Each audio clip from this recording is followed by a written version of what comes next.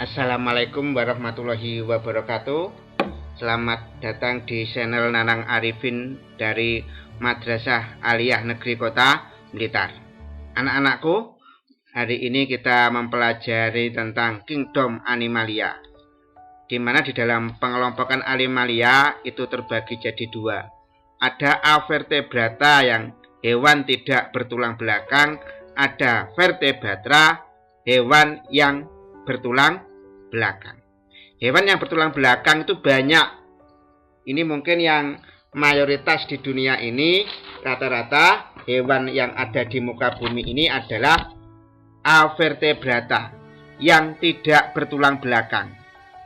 Contohnya ada beberapa kelompok: Porifera, hewan yang berpori, Solenterata, Platyhelminthes, Nemahelminthes, Annelida, Mollusca, Arthropoda, Echinodermata. Hari ini kita akan mempelajari tentang Porifera atau disebut sebagai hewan yang berpori. Mengapa Porifera dikatakan sebagai hewan berpori? Ini contoh-contoh hewan berpori yang ada di laut, bukan di air tawar. Nah, kadang-kadang mungkin pernah dengar ada SpongeBob. SpongeBob itu merupakan hewan porifera yang dari Demospongia yang tubuhnya lunak. Ya. Selanjutnya, tujuan pembelajaran kali ini, yang pertama, siswa dapat menjelaskan ciri-ciri porifera. Ini contoh-contoh hewan porifera. Mengapa disebut sebagai hewan porifera? Yang kedua, siswa dapat menjelaskan klasifikasi porifera, pengelompokan dari porifera. Nah, porifera termasuk Avertebrata, tidak bertulang belakang. Porifera disebut juga hewan spons.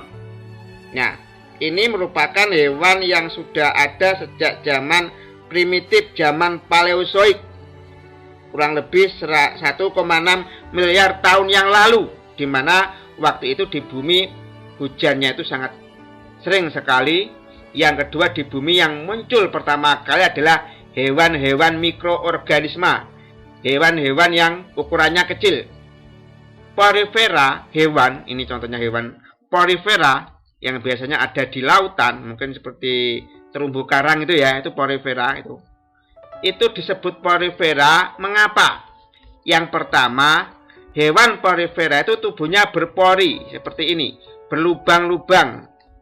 Karena porifera berasal dari kata porus, lubang kecil. Vere, memiliki. Berarti hewan yang punya lubang-lubang kecil. Hewan porifera biasanya menetap di dasar perairan. Sebagian kecil ini hidup di air tawar, sebagian besar hidup di air laut, sehingga tidak ada nanti praktikum biologi, siswa disuruh membawa hewan porifera karena ini kita lokasinya jauh dengan lautan. Hewan porifera itu bentuknya seperti ini, ada yang berbentuk seperti tabung, ada seperti mangkuk, dan ada yang menyerupai tumbuhan. Itu ciri porifera. Selanjutnya, ciri porifera selanjutnya, hewan ini punya pori-pori kecil, disebut ostium. Ini ostium itu ini.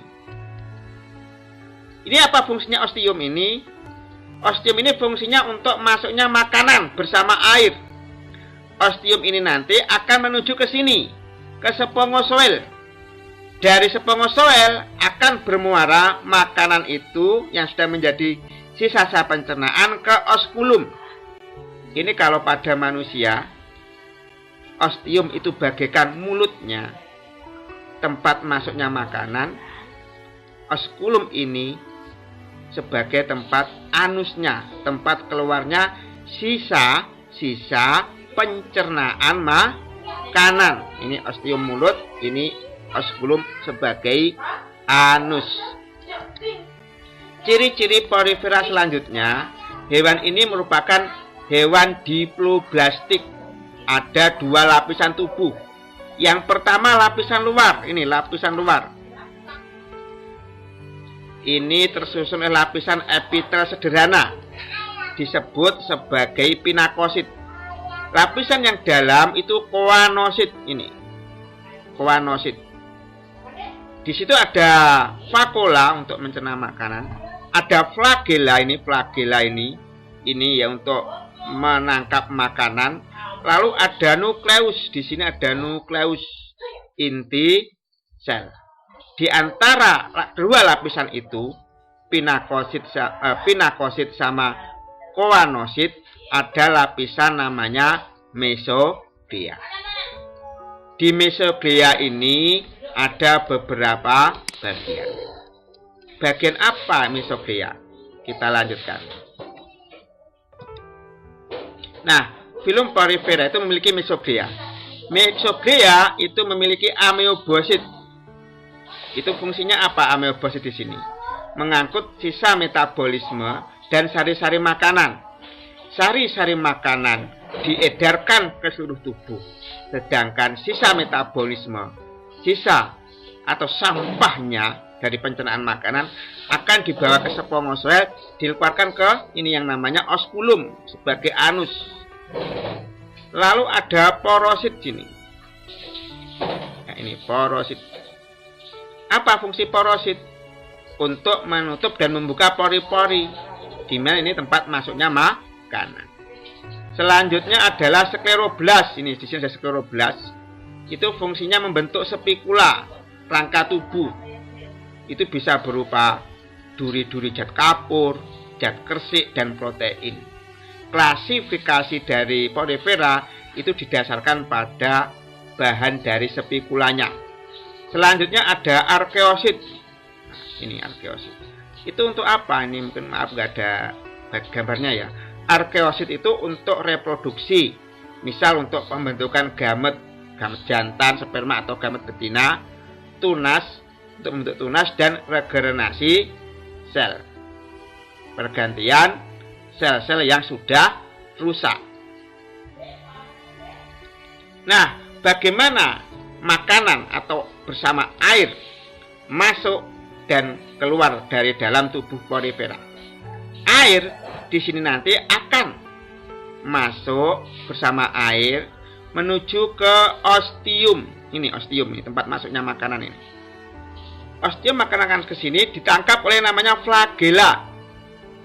Ditangkap oleh flagella. Diolah oleh sel ameobosit di sini.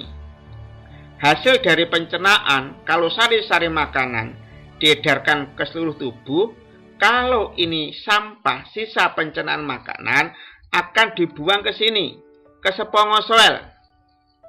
Dari spermatozoa ini nanti akan dikeluarkan melalui oskulum, sehingga ostium ini bagaikan mulut. Kalau pada hewan, pada manusia, oskulum itu bagaikan anus, tempat pengeluaran sisa pencernaan makanan. Nah, berdasarkan tipe saluran air porifera itu ada 3. Yang pertama tipe askonoid. Ini askonoid. Ostium dari sini makanan masuk ostium, langsung dihubungkan ke spermatozoa, keluar melalui oskulum. Tipe sikonoid, dari ostium akan dihubungkan oleh saluran bercabang-cabang menuju ke spermatozoa dan dikeluarkan ke oskulum. Tipe 3 ini adalah leukonoid. Air masuk ke ostium dihubungkan oleh rongga-rongga bulat yang saling berhubungan, nanti akan masuk ke spermatozoa dan keluar melalui oskulum. Selanjutnya, pada tubuh porifera terdapat spikula. Ada yang dari zat kapur, zat kersik, dan benang-benang spongin. Berbagai macam bentuk dari spikula itu ada yang tetaakson, monoakson, triakson, dan benang-benang spongin. Itu bentuk-bentuknya. Nah, di sini pengelompokan porifera itu ada 3. Ada calcarea, calcarea, hekatinellida, dan Demospongia. Itu dasarnya berdasarkan tipe spikulanya. Salsarea itu dari zat kapur, bentuknya monoakson dan triakson. Contohnya sikon sp, ini gambarnya.